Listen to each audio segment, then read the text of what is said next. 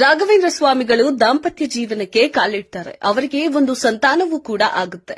ಹೀಗೆ ಅವರು ಒಂದಿನ ದೇವಸ್ಥಾನಕ್ಕೆ ಹೋಗುವಾಗ ಅವರ ಮುಂದೆ ಒಂದು ವಿಕಾರವಾದ ಮುತ್ತೈದೆ ಎದುರಾಗ್ತಾಳೆ. ಆಗ ರಾಯರು, ನೀವು ಯಾರು ಅಂತ ಕೇಳಿದಾಗ, ನಾನು ದರಿದ್ರ ದೇವತೆ, ನಿಮ್ಮ ಪೂರ್ವ ಕರ್ಮದ ಅನುಗುಣವಾಗಿ ನಿಮ್ಮನ್ನ ಸೇರೋಕೆ ಬಂದಿದ್ದೀನಿ. ಆದ್ರೆ ಸಾಮಾನ್ಯರಲ್ಲಿ ಸೇರಿದ ಹಾಗೆ ನಿಮ್ಮನ್ನ ಸೇರಲು ಆಗ್ತಾ ಇಲ್ಲ. ಹಾಗಾಗಿ ನೀವು ಅಪ್ಪಣೆ ಕೊಟ್ರೆ ನಾನು ನಿಮ್ಮಲ್ಲಿ ಬಂದು ಆಶ್ರಯ ಪಡಿತೀನಿ ಅಂತ ಕೇಳ್ಕೊಳ್ತಾರೆ. ರಾಯರು ಕೂಡ ಒಪ್ಪಿಗೆಯನ್ನ ಕೊಡ್ತಾರೆ. ಹಾಗೆ ನೀನು ಎಲ್ಲಿಯವರೆಗೂ ನೆಲೆಸ್ತೀಯಾ ಅನ್ನೋಂತಹ ಪ್ರಶ್ನೆಯನ್ನ ಮಾಡ್ತಾರೆ. ಅದಕ್ಕೆ ದರಿದ್ರ ದೇವತೆ ಹೇಳ್ತಾಳೆ, ನಿಮ್ಮ ಹೆಂಡತಿ ಬಂದು ನಿಮ್ಮ ಬಳಿ ಗುರುಗಳತ್ರ ಹೋಗೋಣ ಬನ್ನಿ ಅನ್ನೋವರೆಗೂ ನಾನು ನೆಲೆಸಿರ್ತೀನಿ. ಆದ್ರೆ ಈ ಗುಟ್ಟನ್ನ ಅವಳಿಗೆ ಹೇಳಕೂಡದು ಅನ್ನೋ ಮಾತನ್ನ ಪಡೆದು ರಾಘವೇಂದ್ರ ಸ್ವಾಮಿಯಲ್ಲಿ ನೆಲೆಯಾಗ್ತಾಳೆ.